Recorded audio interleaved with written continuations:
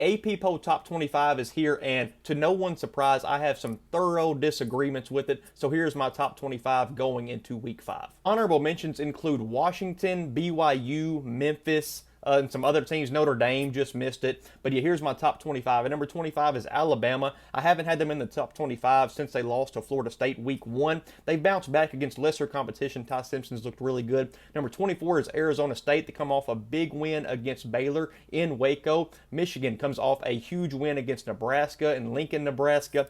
And they just shattered the hopes and dreams of that fan base. Number 22 is Mississippi State. Their best win is against my number 24 team, Arizona State, a few weeks ago. And then USF, they have just dropped out of the AP Poll Top 25. I'm not really sure why. They lost to the number 2 team in that poll by 37 points, and they dropped out. Just kind of crazy to me. They should be a top 25 team, in my opinion. I have Texas at 20. Could be shocking to some people, but man, they have not looked great all season. The offense looks strange. Arch Manning looks like he is going through some issues. They have a big game coming up against Florida at the Swamp. We'll see about them. USC looks really good. Finally played some competition against Michigan State and thoroughly dominated them. TCU, they just come off a good win against SMU. They have several good performances this season. Josh Hoover looks awesome. Number 17 is Iowa State. They are 4-0, but they did not look good against Arkansas State 2 weeks ago, coming off a bye this weekend. They did beat Iowa. They did beat South Dakota by like 50 points, and then they beat Kansas State to start the season in Dublin. Then number 16, Georgia Tech, got a big win against Clemson,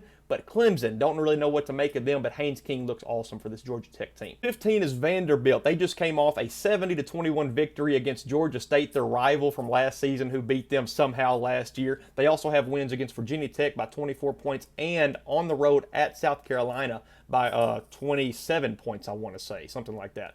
Missouri comes in at number 14, really good team. Ahmad Hardy is the best running back in college football, and Bo Perbula has been great as well. Tennessee, they barely lost. They could be 4-0 besides a missed kick against Georgia. Joey Aguilar is playing like a great quarterback. Number 12 is Ole Miss. Their second-string quarterback might be better than their first-string quarterback. Trinidad Chambliss is a beast, and this team comes off a 42-point throttling of Tulane. Then 11, Texas Tech. I still think I'm underrating Texas Tech too much. I would love to put them in my top 10, but I just cannot just yet. They just beamed Utah 34-10 at Utah. Was an awesome performance by them. Number 10 is Penn State. It could be shocking to people I have Penn State this low, but they haven't done anything yet, but they have a huge chance to prove it at home against Oregon this weekend. It's going to be an awesome game. Number 9, Texas A&M. Their best win is on the road in South Bend against Notre Dame. Awesome win there. Number 8 is LSU. I have dropped them several weeks in a row just because the Clemson game's not looking like a great win anymore, and then the offense has had so many struggles, but the defense still looks like one of the best in the country, if not the best.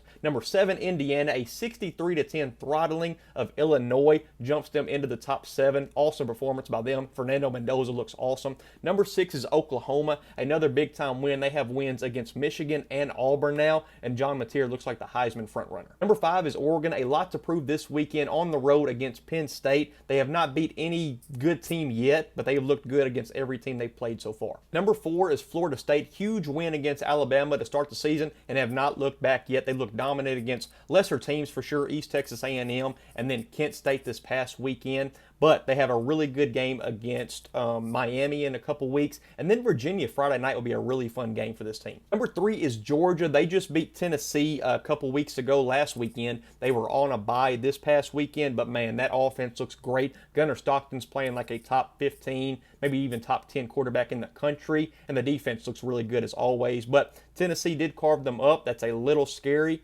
but it's still a Kirby Smart-led team. They're my number 3 team in the country. At number 2, a change for me. Ohio State is my second best team in the country. They had the great win against Texas, the number 1 team in the country at the time, but Texas has not looked great since then. But that's no detriment to Ohio State, in my opinion, and they have not really played a good team since then, but we will know soon. They have to play Penn State, I want to say, in a couple weeks, but super excited for this Ohio State team. I don't think they've fallen off whatsoever from last year's national title team. But my number 1 team going into week 5, who would have thought this? The Miami Hurricanes. If you do not know who this guy on the screen is, Ruben Bain could be the first defensive player taken off the board this season. He's the edge for Miami, and he is just wrecking havoc. Him and Messidor are just awesome. The defensive line and offensive line for this Miami team is probably the best in the country so far. They come in as my number 1 team, and Carson Beck's playing like a really good quarterback in this system.